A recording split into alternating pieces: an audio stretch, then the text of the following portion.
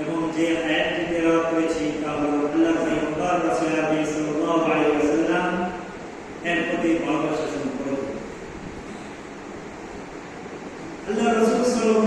আলাইহি ওয়াসাল্লাম এর সম্পর্কে রাসূল সাল্লাল্লাহু আলাইহি ওয়াসাল্লাম নিজেও বলেছেন ভালোবাসা রাখতে, এবং আল্লাহ পাক রব্বুল আলামিন পবিত্র কালামুল্লাহ মাজিদে বলেছেন রাসূল আকরাম সাল্লাল্লাহু আলাইহি ওয়াসাল্লামকে মহব্বত করতে, রাসূল আকরাম সাল্লাল্লাহু আলাইহি ওয়াসাল্লামকে ভালোবাসতে।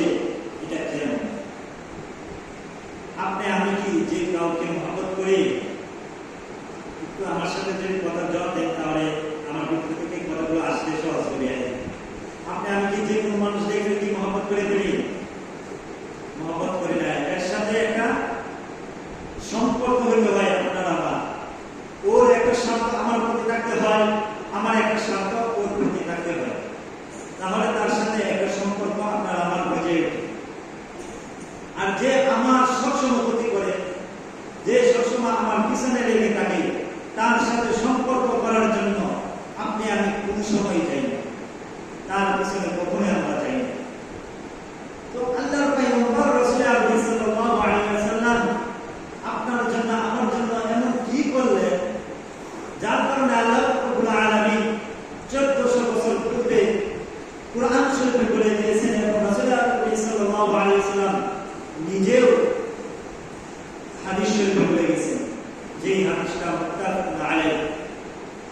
আল্লাহর পয়গম্বর রাসূল আকরাম সাল্লাল্লাহু আলাইহি ওয়াসাল্লাম আপনার জন্য আমার জন্য তার হারামের ভূমিকে হারাম করেছেন, তার আপন জন্মভূমিকে ছেড়ে হিজরত করেছেন, মক্কা ছেড়ে মদিনায় গেছেন, অনেক নির্যাতন অনেক কষ্ট সাধনা করছেন। আল্লাহর পয়গম্বর রাসূল আকরাম সাল্লাল্লাহু আলাইহি ওয়াসাল্লামকে যখন উহুদের ময়দানে রক্তাক্ত করা হয়েছিল, তখন জিবরাইল আলাইহিস সালাম এসে বললেন যে আল্লাহর পয়গম্বর, আপনি আমাকে একটু অর্ডার দিন, একটু অনুমতি দেন, অল্প অনুমতি দেন, কোনরকম অনুমতি দেন। আপনার যদি আমাকে অনুমতি দেন তাহলে তায়েফের দুই পাশের দুটি পাহাড়কে আমি এমন ভাবে চাপা দিব, দুই পাহাড়ের মাঝে যত কাফের আছে সকল কাফেরকে মুসলার পাখির মতন নিহীন করে দিব। আল্লাহর পয়গম্বর রাসূল আকরাম সাল্লাল্লাহু আলাইহি ওয়াসাল্লাম এমন অবস্থায় থাকা, এমন অবস্থায় ছিলেন যে অবস্থায় আল্লাহর পয়গম্বর রাসূল আকরাম সাল্লাল্লাহু আলাইহি ওয়াসাল্লাম থেকে মাথা পা সারা শরীর থেকে রক্ত ঝরছিল। এমন অবস্থায় আল্লাহর পয়গম্বর রাসূল আকরাম সাল্লাল্লাহু আলাইহি ওয়াসাল্লাম ছিলেন যে অবস্থায় জিবরাইল আলাইহিস সালাম আসছে, ওই অবস্থাটা ছিল আল্লাহর পয়গম্বর রাসূল আকরাম সাল্লাল্লাহু আলাইহি ওয়াসাল্লাম পাতলা লাগাতের কারণে বেহুশ হয়ে গেছিলেন। ওই মুহূর্তে জিবরাইল আলাইহিস সালাম এসে আল্লাহর পয়গম্বর রাসূল আকরাম সাল্লাল্লাহু আলাইহি ওয়াসাল্লাম বেহুশ করে জিজ্ঞাসা করার পর আল্লাহর পয়গম্বর রাসূল আকরাম সাল্লাল্লাহু আলাইহি ওয়াসাল্লাম দেখেন আপনার প্রতি আমার প্রতি কেমন মহব্বত, কেমন ভালোবাসা। আল্লাহর পয়গম্বর রাসূল আকরাম সাল্লাল্লাহু আলাইহি ওয়াসাল্লাম বলেন, এ জিবরাইল, এরা তো বুঝে না, এরা তো আমাকে চিনে না, এরা না বোঝার কারণে, আমাকে না চেনার কারণে তুমি যে এদেরকে ধ্বংস করে দাও, এদের পরবর্তী যে সকল উম্মতরা আসবে, এদের পরে যে সকল উম্মতরা আসবে, ওরা তো আমাকে চিনবে, ওরা তো আল্লাহর কাছে তওবা করবে, অনুগত হবে, তারা আমার ইবাদত করবে, আল্লাহর ইবাদত করবে। তুমি যদি ওদেরকে ধ্বংস করে দাও তাহলে এদের পরে যারা আসবে পরবর্তী উম্মত, ওরা তো আমার করতে পারবে না। আমি বলে কি করতাম? আপনাকে আমাকে যদি বেশি না, যদি একটা হাতে আঘাত করতো কিংবা একটা হাত থেকে রক্ত বের করতো, তাহলে আপনি আমি অনুমতি দিয়ে দিতাম যে এদেরকে ধ্বংস করে দেয়। একজন অপরাধ করলে পুরা জাতিকে আমরা বলতাম যে পুরা জাতিকে ধ্বংস করে দেয়। কিন্তু আল্লাহর পয়গম্বর রাসূল আকরাম সাল্লাল্লাহু আলাইহি ওয়াসাল্লাম কেমন ব্যক্তি, যাকে রক্তাক্ত করেছেন, রক্তাক্ত করেও ক্ষান্ত হয় নাই, বরং পাথর মারতে মারতে পাথরের নিচে ফেলে দিয়েছেন, এবং আল্লাহর পয়গম্বর রাসূল আকরাম সাল্লাল্লাহু আলাইহি ওয়াসাল্লামকে বেহুশ বানিয়ে দিয়েছেন। এরপর আল্লাহর পয়গম্বর রাসূল আকরাম সাল্লাল্লাহু আলাইহি ওয়াসাল্লাম আপনার আমার জন্য তার আরামে সুখ, জাযা, প্রশংসা সব কিছুকে বিলীন করে দিয়েছেন। এরপর আল্লাহর পয়গম্বর রাসূল আকরাম সাল্লাল্লাহু আলাইহি ওয়াসাল্লাম হাদিস শরীফে বলেছেন, লা ইউমিনু আহাদুকুম হাত্তা আকুনা আহাব্বা ইলাইহি মিন ওয়ালিদিহি ওয়া ওয়ালাদিহি ওয়ান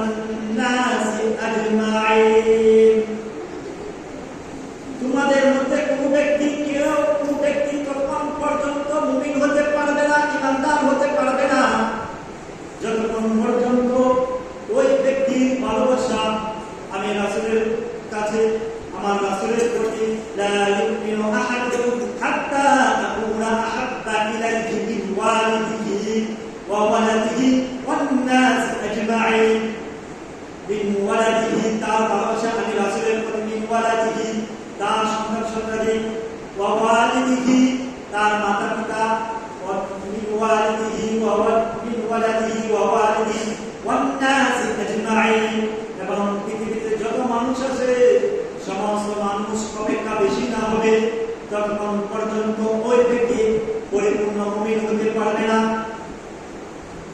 এটা আল্লাহ পয়গম্বর রাসূলুল্লাহ সাল্লাল্লাহু আলাইহি ওয়াসাল্লাম যখন বললেন, তখন হযরত ওমর রাদিয়াল্লাহু আনহু জিজ্ঞাসা করলেন, আল্লাহ পয়গম্বর রাসূলুল্লাহ সাল্লাল্লাহু আলাইহি ওয়াসাল্লামকে বললেন, হে আল্লাহর পয়গম্বর, আমি আপনাকে ভালোবাসি। আল্লাহ পয়গম্বর রাসূলুল্লাহ সাল্লাল্লাহু আলাইহি ওয়াসাল্লাম জিজ্ঞাসা করলেন, ওমর, তুমি আমাকে কেমন ভালোবাসো? তোমার জানের থেকে কি আমাকে বেশি ভালোবাসো? তোমার জীবনের থেকে কি আমাকে বেশি ভালোবাসো? তখন ওমর রাদিয়াল্লাহু আনহু চুপ করে থাকলেন। চুপ করে নিজের মনকে জিজ্ঞাসা করলেন, হে ওমর, তুই কি আল্লাহর পয়গম্বর রাসূলুল্লাহ সাল্লাল্লাহু আলাইহি ওয়াসাল্লাম আমার জীবনের থেকে বেশি ভালোবাসিস? আমার ধন সম্পদের থেকে বেশি ভালোবাসিস? এভাবে যখন নিজের মনকে জিজ্ঞাসা করে দেখলেন, নিজের অন্তর সাক্ষ্য দিচ্ছে আল্লাহর পয়গম্বর রাসূলুল্লাহ সাল্লাল্লাহু আলাইহি ওয়াসাল্লামকে তার ধন সম্পদ থেকে, তার জীবন থেকে বেশি ভালোবাসে না। আপনি আমি হলে সরাসরি বলে দিতাম, হে রাসূলুল্লাহ, ইয়া রাসূলুল্লাহ, ইয়া হাবিবাল্লাহ, আমি আপনাকে আমার জীবনের থেকে, আমার জানের থেকে বেশি ভালোবাসি।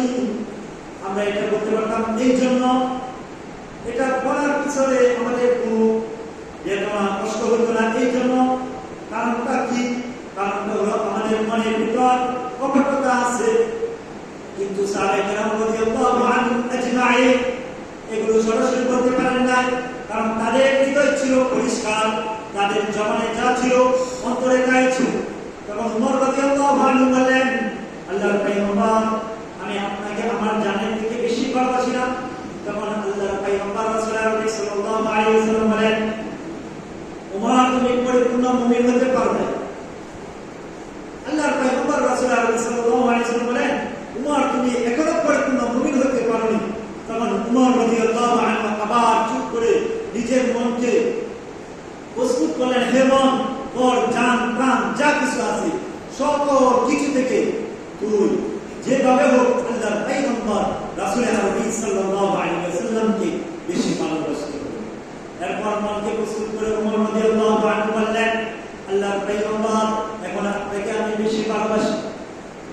তখন আল্লাহ রাসূল সাল্লাল্লাহু আলাইহি ওয়াসাল্লাম বলেন, আল-আনা ইয়া উমর, আল-আনা ইয়া উমর, হে উমর, এটা করে তোমার ভালোবাসা আল্লাহ এবং তার রাসূলের প্রতি পরিপূর্ণ হয়েছে। আর আল্লাহ এবং তার রাসূলের প্রতি যদি আপনারা আমার ভালোবাসা পরিপূর্ণ হয়, তাহলে আপনারা আমার কি ফায়দা, কি লাভ? এই সম্পর্কে আল্লাহ পাক রব্বুল আলামিন পবিত্র কালামুল মাজিদে ইরশাদ করেন, মান ইউতি'িল্লাহা ওয়ার রাসূলা ফাউলাইকা মা'আল্লাযীনা আন'আমা আল্লাহু আলাইহিম মিনান নাবিয়্যিনা ওয়াস-সিদ্দীকিনা ওয়াশ-শুহাদা'i ওয়াস-সালিহিন ওয়া হাসুনা উলাইকা রাফীকা। আল্লাহর পয়গম্বর রাসূলুল্লাহ সাল্লাল্লাহু আলাইহি ওয়াসাল্লাম বলেন, আল্লাহর পয়গম্বর রাসূলুল্লাহ সাল্লাল্লাহু আলাইহি ওয়াসাল্লামের প্রতি যদি আমরা পরিপূর্ণ ভালোবাসা মহব্বত রাখি, তাহলে আমাদের কি হবে? এই সম্পর্কে আল্লাহ পাক রব্বুল আলামিন পবিত্র কালামুল মাজিদে বলেন, আয়াতের মর্ম হলো এই যে আল্লাহ এবং তার রাসূলকে ভালোবাসি, যে আল্লাহ এবং তার রাসূলকে ভালোবাসে। মান ইউতি'িল্লাহা ওয়ার রাসূলা ফাউলাইকা মা'আল্লাযীনা আন'আমা আল্লাহু আলাইহিম মিনান নাবিয়্যিনা ওয়াস-সিদ্দীকিনা ওয়াশ-শুহাদা'i ওয়াস-সালিহিন ওয়া হাসুনা উলাইকা রাফীকা। যে আল্লাহ এবং তার রাসূলের আনুগত্য করবে, তাদের হাসর নাসর হবে সাহাবাদের সাথে, সালেহিনদের সাথে, আইনে কেরামদের সাথে, নবীগণদের সাথে, সিদ্দিকদের সাথে। নবী, সাহাবী, সিদ্দিকীন ওদের সাথে তাদের হাসর নাসর হবে, যে আল্লাহ এবং তার রাসূলকে ভালোবাসে। এই হলো আল্লাহ এবং তার রাসূলকে ভালোবাসার ফায়দা। আর আইনে কেরাম, সিদ্দিকীন, সালেহিন ওদের হিসাব নিকাশ হবে, আসল মাঠে হিসাব নিকাশ হবে পর্দার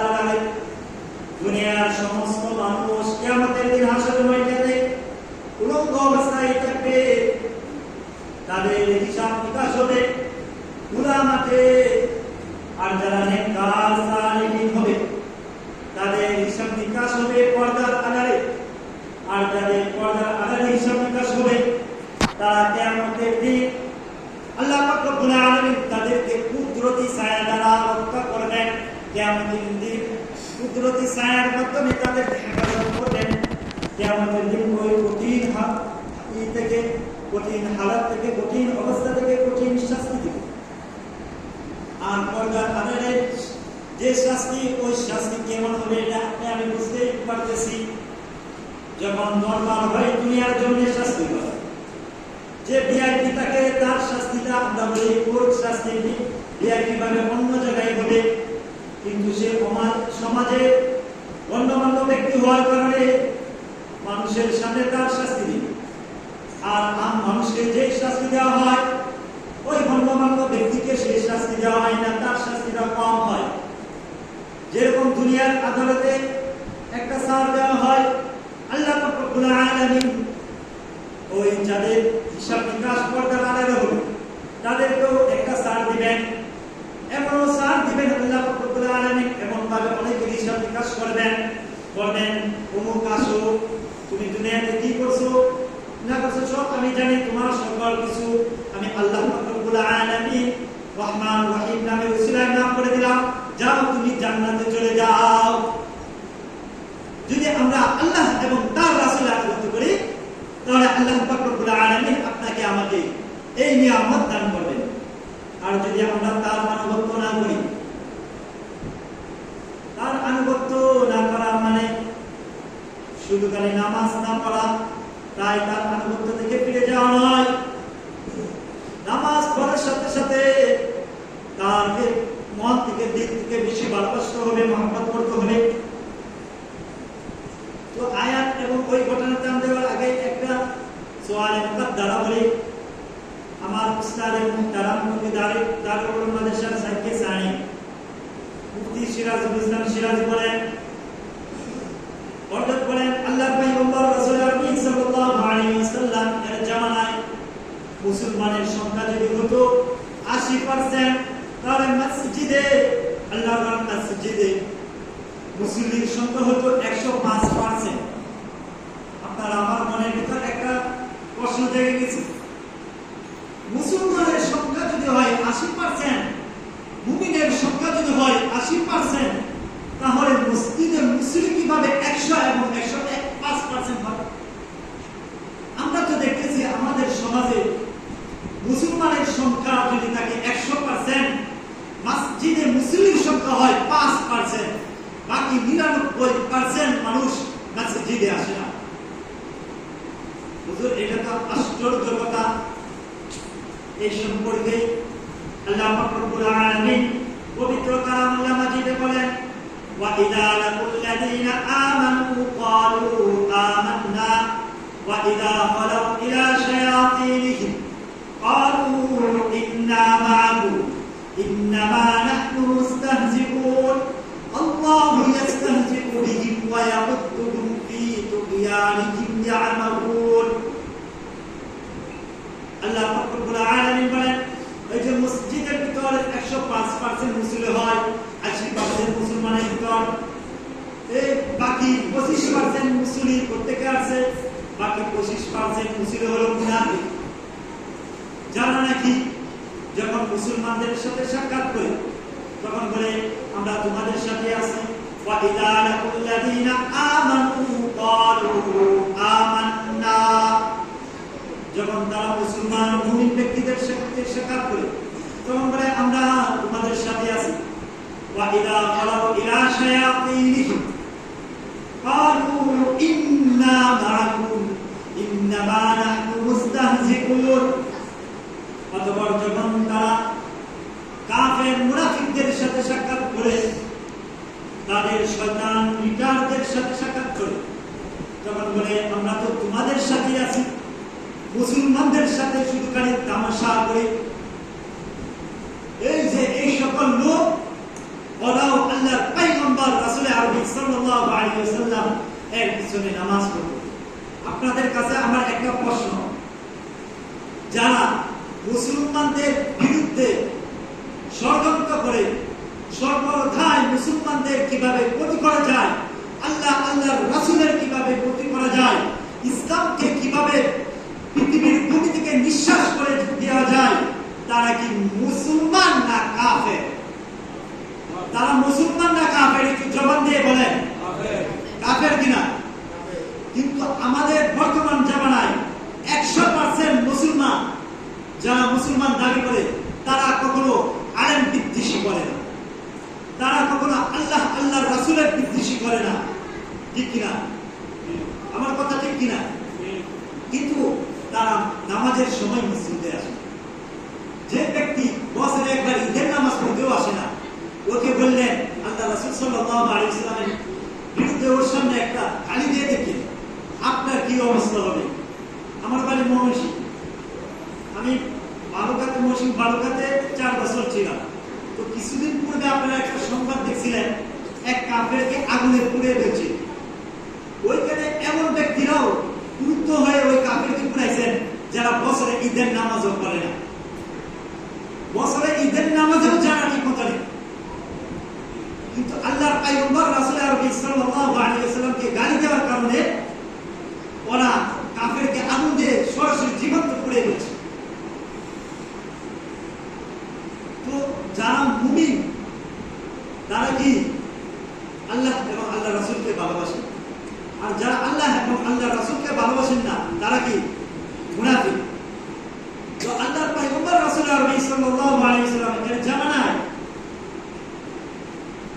মুমিনরা মুসলমানরা মসজিদে আসবে না এটা তো দূরের কথা, যারা মুনাফিক, যারা কাফের মুনাফিক সর্বদাই মুসলমানদের বিরুদ্ধে করে, মুসলমানদের বিরুদ্ধে লেগে থাকে, ওরা 5 ওয়াক্ত নামাজে মসজিদে না আসে, সার পায় না। তো ওদের কথায় আল্লাহ পাক রব্বুল আলামিন পবিত্র কালামুল্লাহ মাজিদে বলছেন, আর শাইখে সানি সাহেব ওদের কথাই বলছেন, আল্লাহ পয়গম্বর রাসূল আরবি সাল্লাল্লাহু আলাইহি ওয়াসাল্লাম জামানায় যদি মুসলমানের সংখ্যা হতো 80%, মসজিদে মুসলিমের সংখ্যা হতো 105%, বাকি 25% থাকতো মুনাফিক। ওই মুনাফিকদের সম্পর্কে আল্লাহ পাক রব্বুল আলামিন করে বলতেছেন, وَإِذَا لَقُوا الَّذِينَ آمَنُوا قَالُوا آمَنَّا وَإِذَا خَلَوْا إِلَى شَيَاطِينِهِمْ قَالُوا إِنَّا مَعَكُمْ إِنَّمَا نَحْنُ مُسْتَهْزِئُونَ اللَّهُ يَسْتَهْزِئُ بِهِمْ وَيَمُدُّهُمْ فِي طُغْيَانِهِمْ يَعْمَهُونَ। এতক্ষণ তো তারা বলতেছে আমরা তো মুসলমানদের সাথে নিশ্চয়ই তামাশা করি, ইন্নামা নাহনু মুস্তাহজিউন, আমরা নিশ্চয়ই মুসলমানদের সাথে তামাশা করি, তাদের ঈমান নিয়ে খেলা করি। আল্লাহ রব্বুল আলামিন বলেন, আমি আল্লাহ বলেন, আমি আল্লাহ বলতেছি, আল্লাহু ইয়াস্তাহজিউ বিহিম ওয়া ইয়ামুদ্দুহুম ফি তুগয়ানিহিম ইয়ামাহুন, আমি আল্লাহ তাদের সাথে তামাশা করি, তাদেরকে দিন দেয় যাতে করে তারা দিশাহারা হয়ে যায়, তারা পথভ্রষ্ট হয়ে যায়। এরপর আল্লাহ রব্বুল আলামিন বলেন, উলাইকাল্লাযীনা ইশতারাউ দালালাতা বিল হুদা, ওরা হলো ওই সমস্ত লোক যারা হেদায়েতের পরিবর্তে গুমরাহিকে খরিদ করেছে,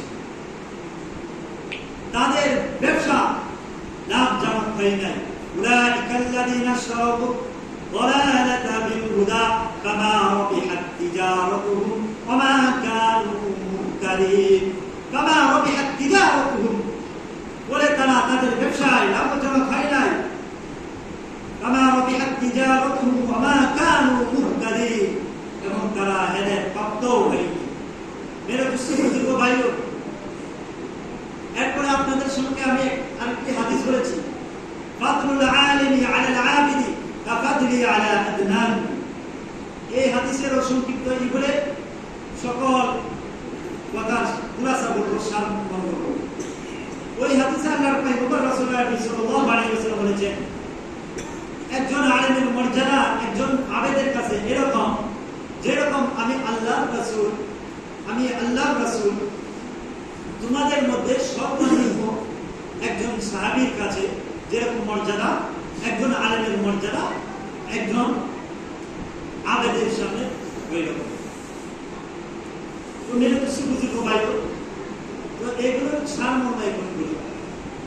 প্রথমে আমি আলোচনা করছি আল্লাহ রাসূল সাল্লাল্লাহু আলাইহি ওয়াসাল্লাম এর প্রতি ভালোবাসা, আল্লাহ এবং তার রাসূলের প্রতি যদি আমরা ভালোবাসা রাখি, মহব্বত করি, তাহলে আমাদের কি হবে এটা আমি বলে দিচ্ছি। যে আল্লাহ পাক রব্বুল সর্ব স্থানে কুদরতিভাবে আমাদেরকে সব জায়গায় ওনার রহমান রহিম নামের উসিলায় আমাদের সকল পথ সহজ করে দেবেন, কুদরতিভাবে সহজ করে দেবেন, আমাদের জীবনকে সহজ করে দেবেন। আর পরের আলোচনায় বলছি মুনাফিকদের, যদি আমি মসজিদে এসে সামনের কাতারে ইমামের পিছনে নামাজ পড়ি, তাকবীর ওরা যদি আমার জীবনে একদিনও না ছুটে, কিন্তু মুসলমানদের বিরুদ্ধে যদি ষড়যন্ত্র করি, আমার মুসলমান ভাইকে যদি আমি কষ্ট দেই, আমার প্রতিবেশীকে যদি আমি কষ্ট দেই, আমার ভাইয়ের যদি আমি বিবাদ করি, আমার মাকে যদি সেবা না করি, আমার মার খেদমত যদি আমি না করি,